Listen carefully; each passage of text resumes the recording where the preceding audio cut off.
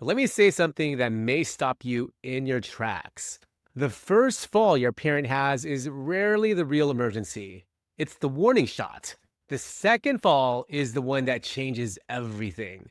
I've seen it over and over again. Families tell me, Mom tripped, but she's okay.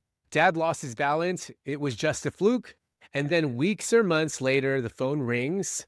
A broken hip, a head injury, a hospital stay that turns into rehab, that turns into we can't bring them home. Today, I want to talk about why the first fall matters so much, why families underestimate it, and what you should do before the second fall forces decisions you didn't want to make. Hi, I'm Corpus, a Senior Transition Specialist and Seniors Real Estate Expert based in the San Francisco Bay Area. I'm also part of the sandwich generation, balancing work, family, and helping aging parents navigate some of the hardest decisions of their lives. This is another episode of Sandwich Generation Solutions, powered by the Simplify Senior Transitions podcast, where we talk about the realities families face, not just the logistics, but the emotional and practical consequences of waiting too long. Let's dive in.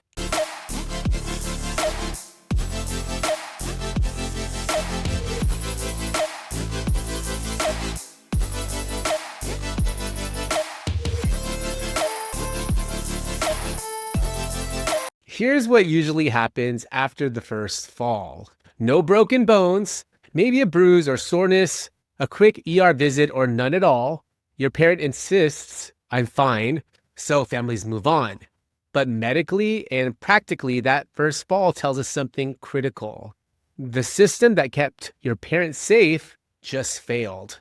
Balance, reaction time, vision, strength, judgment. Something is no longer working the way it used to. The fall didn't come out of nowhere. It was the result. The first fall usually signals one or more of these changes: muscle weakness, slower reflexes, neuropathy or loss of sensation, medication side effects, vision or depth perception issues, early cognitive decline, environmental hazards that were once manageable. The problem is, falls are not isolated events. Once a senior falls, the risk of falling again increases dramatically, and the fear of falling can be just as dangerous as the fall itself. Here's the harsh truth families don't hear soon enough. The second fall is usually worse. Why? Because confidence drops, mobility declines, muscles weaken faster, gait becomes cautious and unstable, reaction time slows even more. And statistically, the injuries become more serious. Hip fractures, head injuries, shoulder dislocations, wrist fractures, and loss of independence. I worked with families in Contra Costa, Alameda, Santa Clara, and San Mateo counties where the first fall was brushed off, and the second fall led directly to assisted living or memory care within weeks. Not because families failed, but because no one warned them. After the first fall, many families spend money reacting instead of planning. I've seen $20,000 to $40,000 spent on home modifications, ramps, stair lifts, bathroom remodels, new furniture and safety equipment, only for the parent to move out 12 to 18 months later anyway. Why? Because physical safety is only part of the equation. Once falls start happening, care needs often increase faster than the home can realistically support. That's when families feel trapped emotionally and financially. Here's what really breaks families down. After the second fall, adult children say, I knew this might happen. I should have pushed harder. I should have done something sooner. That guilt, it's heavy. And it's avoidable if you treat the first fall as information, not an inconvenience. If your parent has had even one fall, here's what I recommend. 1, don't minimize it. Even if they're okay, take it seriously. 2, get a full medical review about balance, medications, vision, and neuropathy. 3, assess the home honestly. Loose rugs, poor lighting, bathrooms without grab bars, stairs, uneven walkways. 4, start conversations early, not you need to move, but let's talk about what support looks like if things change. 5, explore options before you need them. Tour communities, learn costs, understand care levels. Information reduces panic later.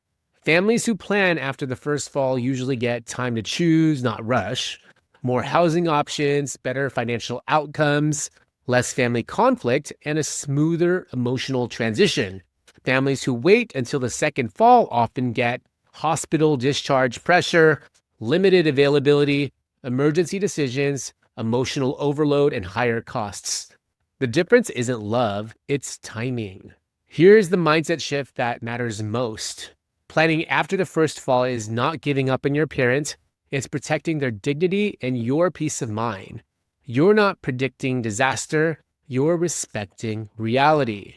So today we talked about why the first fall is a warning shot, what falls really signal beneath the surface, why the second fall is often catastrophic, the financial and emotional consequences of waiting, what families should do immediately after the first fall. If this episode made you uncomfortable, that's okay. It's meant to. Because awareness now prevents crisis later. This has been another episode of Sandwich Generation Solutions, powered by the Simplify Senior Transitions podcast. If your family is navigating safety concerns, senior living decisions, or figuring out what to do with a parent's home, I can help. Schedule a free consultation and learn more about my services at www.simplifyseniortransitions.com. Have a quick question, DM me on Instagram at soldbydale, and you can also watch and listen to the Simplify Senior Transitions podcast right here on YouTube, Spotify, and Apple Podcasts. If this episode helped, please like, subscribe, and share it with someone who needs to hear this before the next fall happens. Also, reviews help more families find the show. I'm Dale Corpus, and I'll see you in the next episode.